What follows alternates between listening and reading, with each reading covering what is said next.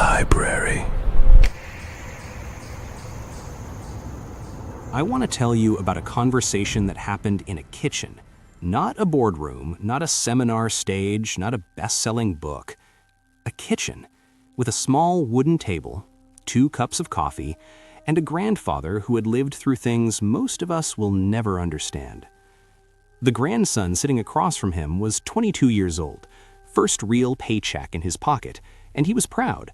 He told his grandfather, "I'm going to save every dollar I can. I'm going to be smart about money. I'm going to be careful." And the old man looked at him for a long moment, slowly set down his cup, and said something the grandson never forgot. "Son, saving money is not enough. A full barn that nobody builds anything from is just a warehouse, and a warehouse is not a life." That grandson grew up to build a business, raise a family, and leave a legacy that outlasted his bank balance by decades. Because he understood something that most people with a savings account never figure out. Money is not the destination, it's the tool. And if you never learn how to use a tool, if you just lock it in a drawer and admire it, it does nothing for you. Today, I want to give you the full lesson that grandfather taught, not just about saving, about building, about growing, about using what you have to become who you are meant to be. Stay with me, because what I'm about to share will change the way you think about every dollar you earn and every decision you make with it. Let's go. He didn't save that money to feel safe. He saved it so he could put it to work. Even as a child, he understood instinctively what his mentor, Benjamin Graham, would later confirm. Money is a tool, and tools are meant to be used. By the time he was 13, he was already filing tax returns for his paper route business. By 16, he had saved over $53,000 in today's value. The money he saved was never just savings, it was always ammunition. It was always potential energy waiting to become kinetic. That is the mindset shift everything else depends on. The actionable principle. Every time you save money, ask yourself one question. What is this money going to do for me? Not just how much will I have, but what will this become? Start small, brutally small if you have to. $5 a week invested in a low-cost index fund beats $500 sleeping in a checking account because the $5 is working, the $500 is waiting. Open an investment account this week if you don't already have one. Put something in it, even if it's embarrassingly small, because the habit of planting is more important than the size of the seed. Your savings account is your jar. Your investment account is your soil. And the difference between those two things is the difference between stagnation and growth. The challenge. Look at your savings right now. Not to judge yourself, just to ask, how much of this is sitting still? How much of this is planted? What would your grandfather tell you if he saw that number? And more importantly, what are you going to do about it this week? Lesson 2. Invest in yourself before you invest anywhere else. The universal truth. The highest returning investment you will ever make is the one you make in your own mind, not in the stock market, not in real estate, not in crypto, in you. Because every skill you gain multiplies every dollar you earn. Every book you read opens a door that money alone cannot buy. Every course you complete, every mentor you seek, every uncomfortable experience you push through, all of it compounds, quietly, invisibly, until one day the gap between you and where you started is so wide you can barely remember who you used to be. Most people spend money on things that depreciate, cars, clothes, gadgets, things that lose value the moment you touch them, and they call this living, but they are confused about what life is for. The grandfather's generation understood something we have forgotten in the age of instant everything. A person's real net worth is not what they have in the bank, it's what they carry inside their head, their knowledge, their judgment, their ability to solve problems, create value, and earn again and again regardless of circumstances. Oprah Winfrey grew up in poverty, real poverty, not the kind people describe loosely, the kind where you wear potato sacks as dresses to school, the kind where security is not a concept you know. She didn't get out of that poverty because someone gave her money. She got out because she invested obsessively in her mind and her voice. She read everything she could find. She practiced communicating. She studied people. She watched how the world worked, and she paid attention in a way that most people never do. When her first paycheck came, she didn't spend it on comfort. She invested it in getting better. Better at her craft, better at understanding the world, better at becoming someone worth listening to.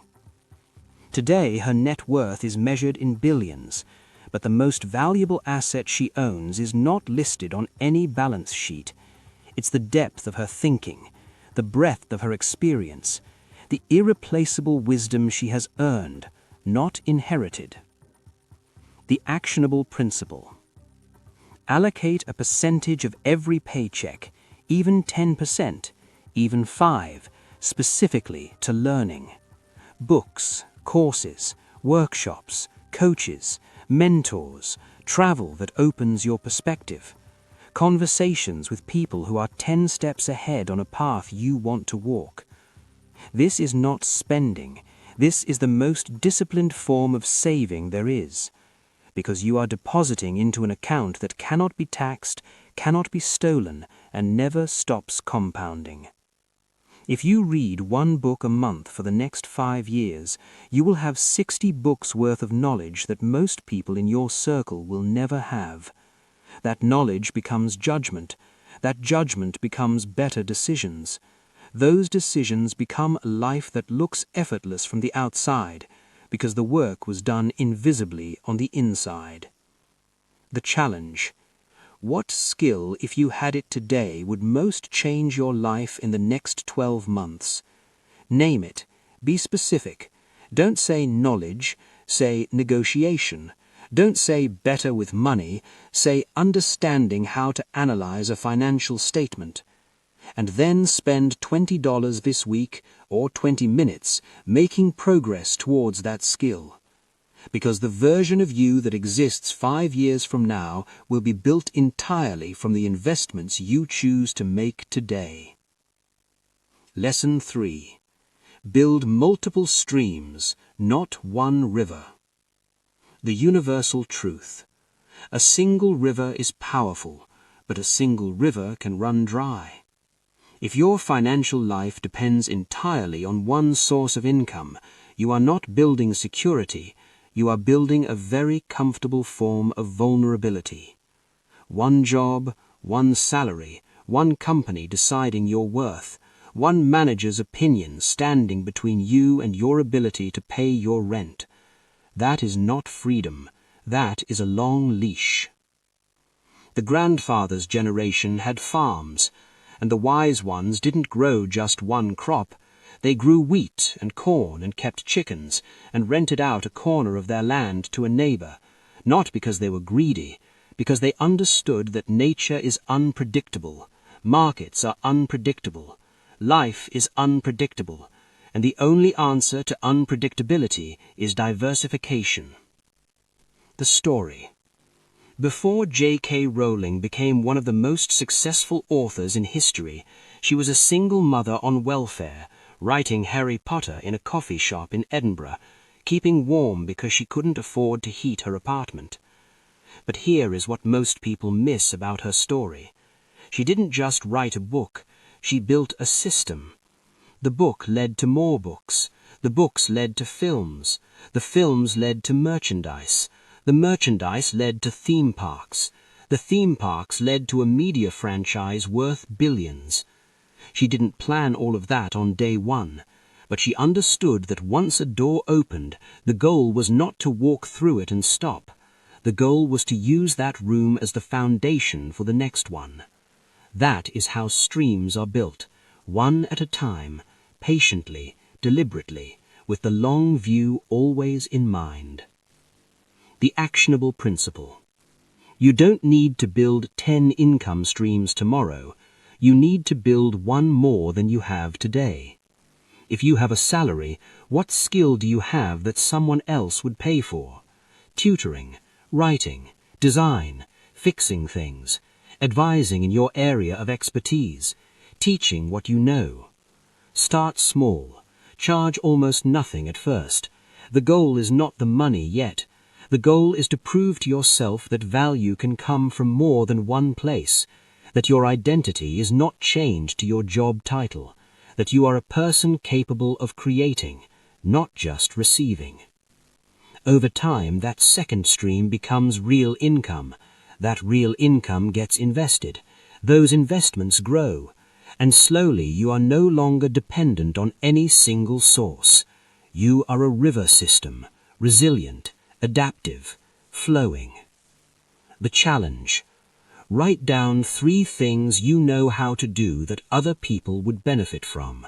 Not things you're perfect at, things you know better than most people around you. Now ask, who needs this right now, and what would it take for me to offer it to them this month? One conversation, one offer, one new stream, however small. That's how it starts, not with a business plan, with a decision to begin. Lesson 4. Protect your time like you protect your money. The universal truth. You can earn back lost money. You cannot earn back lost time. That is the one asymmetry that changes everything. We guard our wallets, we lock our doors, we check our bank statements, but we give away our hours without a second thought. We say yes to things that drain us. We sit in meetings that waste us. We spend evenings in front of screens that take our attention and give us nothing in return. And we call this relaxing, but it isn't. It's a slow leak, a quiet hemorrhage of the one resource that cannot be replenished. The grandfather worked long days, but he was ferocious about what those days were spent on. He didn't confuse busyness with productivity. He didn't confuse motion with progress.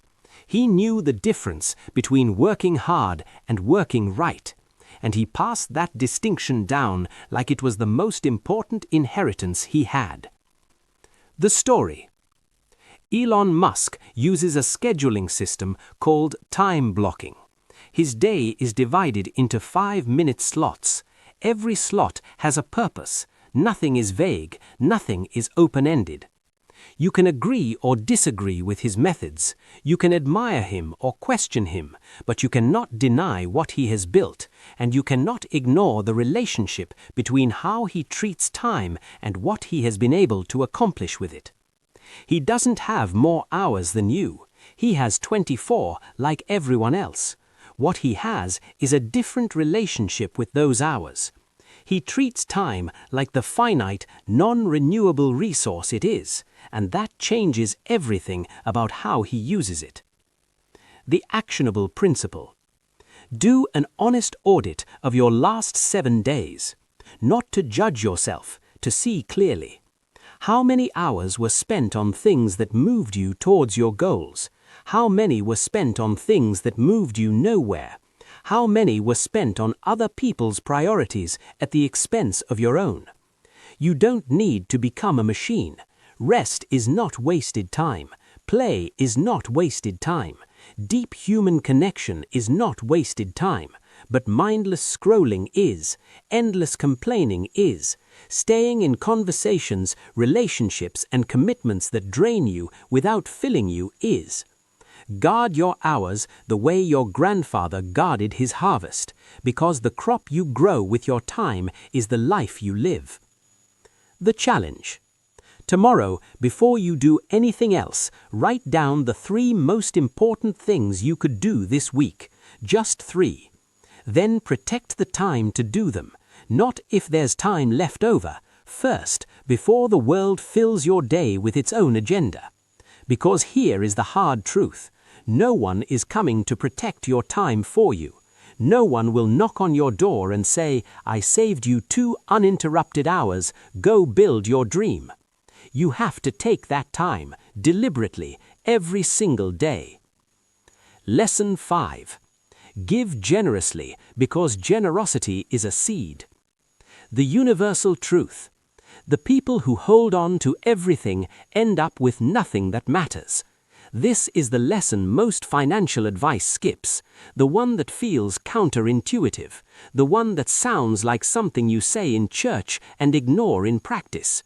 But it is real, and it is backed not just by wisdom, but by evidence. People who give, genuinely, freely, not for strategy, but from abundance, consistently build more meaningful lives than people who keep score. They have stronger networks, they attract more opportunity, they sleep better, they feel richer even when their bank balance doesn't reflect it yet. Because generosity is not subtraction, it is circulation. You are not losing what you give, you are putting it in motion, and what moves tends to multiply. The story. Andrew Carnegie was the richest man in the world at the height of his power, and he gave almost all of it away. He built 2,509 public libraries across the English-speaking world. He funded universities, concert halls, and research institutions. He gave so much that by the time he died, he had given away 90% of his fortune. When asked why, he said something that stopped people cold. The man who dies rich dies disgraced. He didn't mean that wealth is shameful. He meant that wealth accumulated and never circulated is a betrayal of its own potential. That money, like water, becomes stagnant when it stops flowing. Carnegie's libraries gave millions of people access to knowledge they would never have had otherwise. Those people built careers, raised families, shaped communities. The ripple from his giving is still moving today, more than a century after his death. That is the return on investment that no spreadsheet can calculate. The actionable principle. You don't need Carnegie's wealth to practice Carnegie's principle. Give something this week. It doesn't have to be money. Give your time to someone who needs guidance. Give your knowledge to someone just starting out. Give your encouragement to someone who is close to quitting. And if it is money, give what you can without it being performative. Not to be seen giving, to practice the mindset of abundance, to train yourself to believe at a cellular level that there is enough, that you are enough, that giving does not diminish you. Because the secret the grandfather knew is this: the most generous people he ever met were also the most prosperous, not always in dollars, but in depth, in relationships, in the kind of richness that actually makes a life feel worth living. The challenge. Think of one person in your life right now who could use something you have to offer: time, knowledge, a connection, a dollar, a kind word. Reach out today, not tomorrow, not when you have more to give. Today, with what you have. Because generosity practiced in scarcity becomes generosity mastered in abundance. Start now. Lesson 6. Build a legacy, not just a balance. The universal truth. One day, you will not be here. And the question you should be living with right now is, what will outlast me? Not what will I have, what will I leave? Most people never ask this question until it's almost too late. They spend decades accumulating, working, saving, building, and then they reach the end of their road and realize they were so focused on the number in the account that they forgot to ask what the account was for. The grandfather asked this question every single day, not in a morbid way, in a motivating way. He used it as a compass. It helped him decide what was worth his energy and what wasn't, what to hold on to and what to let go. And the answer he arrived at, the answer that shaped the way he lived and the lesson he passed on, was simple. The legacy worth building is not measured in dollars, it is measured in people. The story. John Wooden coached basketball at UCLA for 27 years. He won 10 national championships in 12 years, including 7 in a row, a record that still stands. He is considered the greatest coach in the history of American sports. But here is what made him remarkable. He never talked about winning.